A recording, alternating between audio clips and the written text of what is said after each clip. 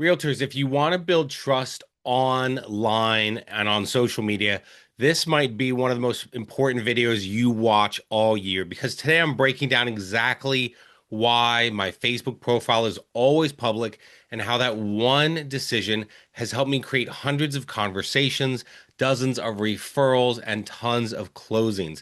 And here's what I need you guys to understand. Most realtors hide everything. I still am shocked at the amount of times I meet a realtor. They haven't posted on Facebook for years, or their posts are private, or their profile is locked down, their content is invisible, and then they wonder why nobody feels connected to them or messages them.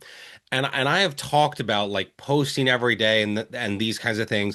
What I want you guys to understand is what I haven't said is just post stories. And I say that you need organic, static posts. So if you don't know what that means like a post on your wall, not just a story that disappears. Why? Because I do not, I've had realtors under me that I coach that will say, oh, well, I didn't post today, but I made 5 or 6 stories. Well, guess what? Those stories, they are great for what they do, and I want you to be using stories. And as we kind of go on this channel, I'll kind of talk about the difference and why you should use stories and those kinds of things.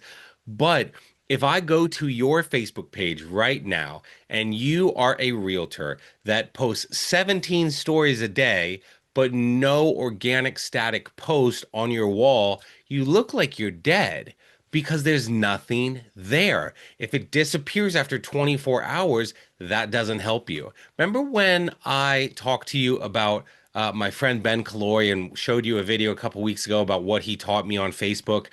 Ben said to me, and it stuck, that your Facebook is a living and breathing portfolio of you.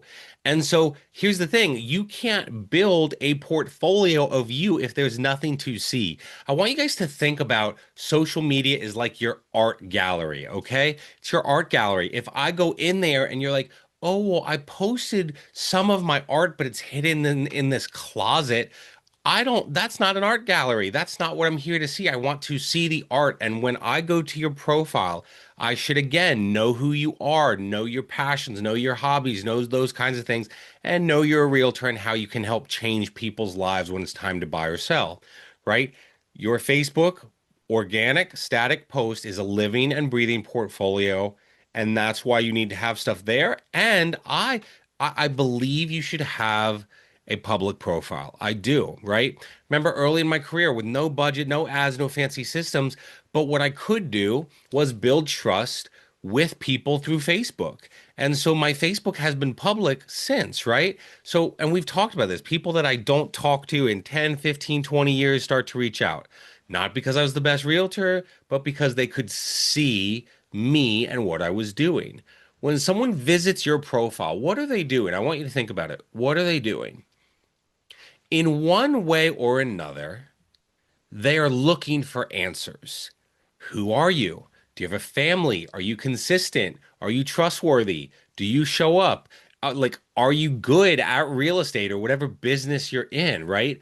A public profile that we've talked about answers all of that instantly. It shows your values, your personality, and the real life moments that make you you and make people connect to you.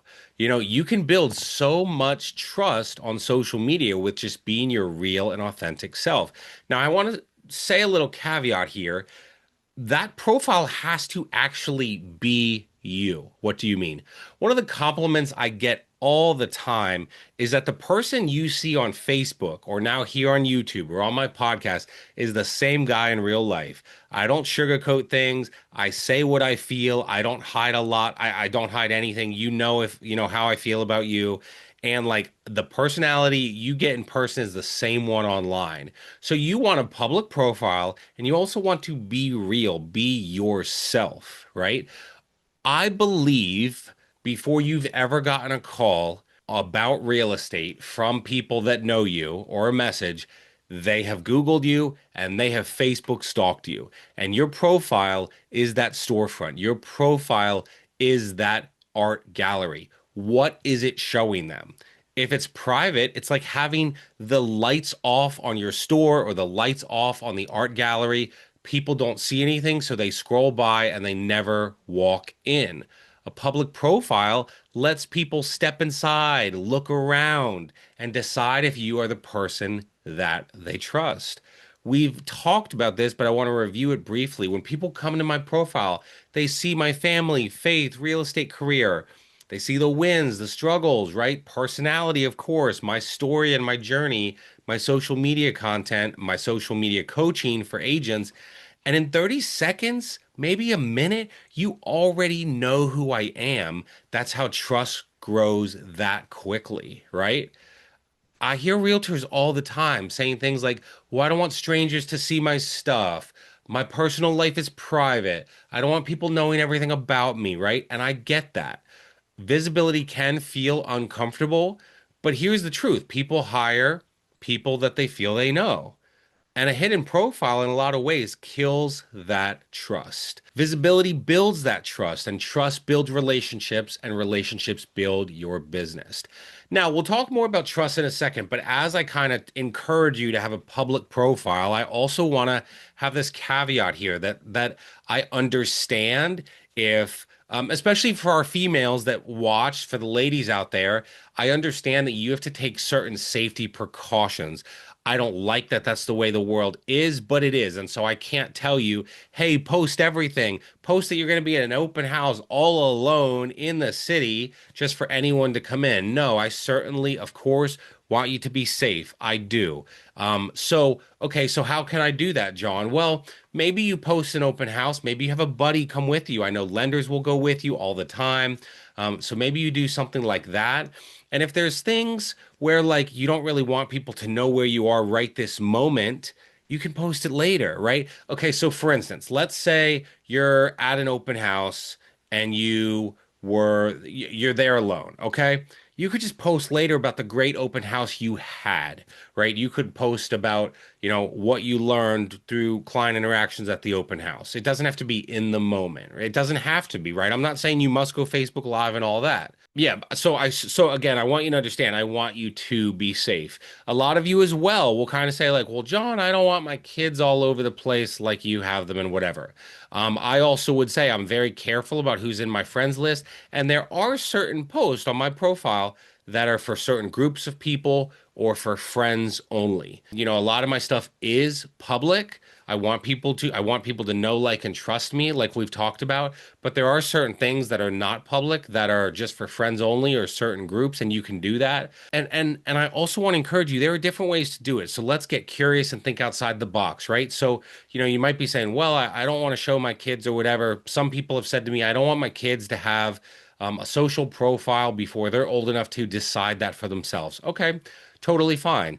I remember a friend who I was coaching at one point, and they took their kids on like a West Coast trip, Mount Rushmore, all these different things. That's fine.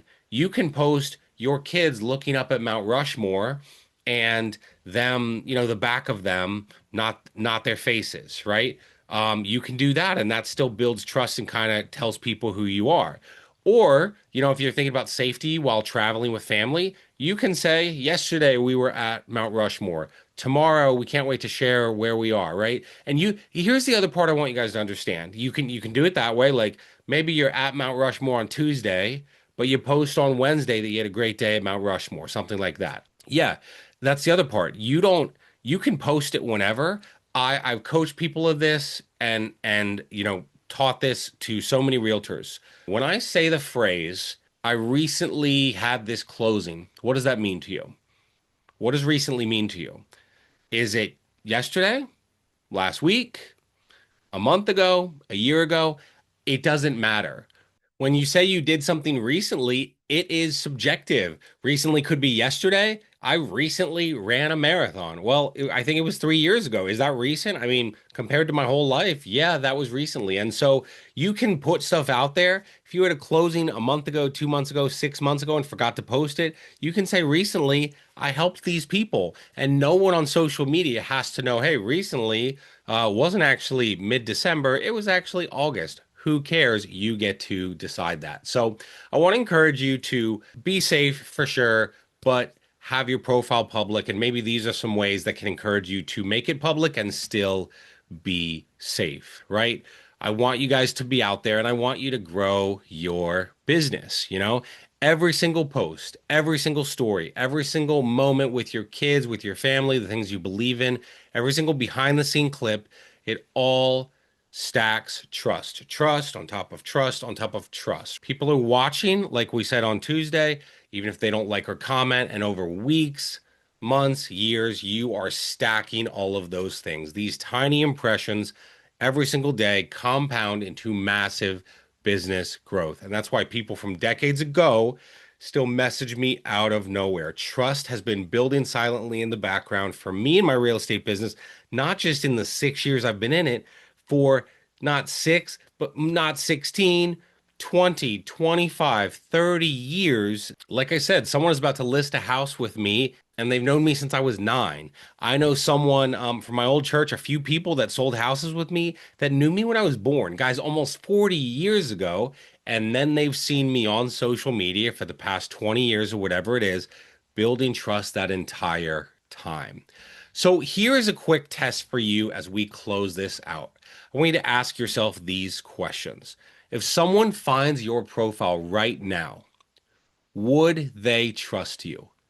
Would they know you're a realtor? Would they understand who I am and what makes me tick? Would they feel comfortable reaching out to me? And would they have a way to reach out to me quickly? Right? We talked about the updated bio and things like that. If the answer to any of those is no, your profile is turning away and costing you business. And so I really want you to grow in this area. On Friday, I'm breaking down exactly how I do social media differently than almost any realtor that I know because I want you to apply the same things I do. And so if you want to learn how to build trust daily, Friday's video is a must watch. I appreciate you guys so much. This YouTube journey is really fun and I enjoy having you on this journey with me. Thanks so much for watching today's video and I'll see you guys soon.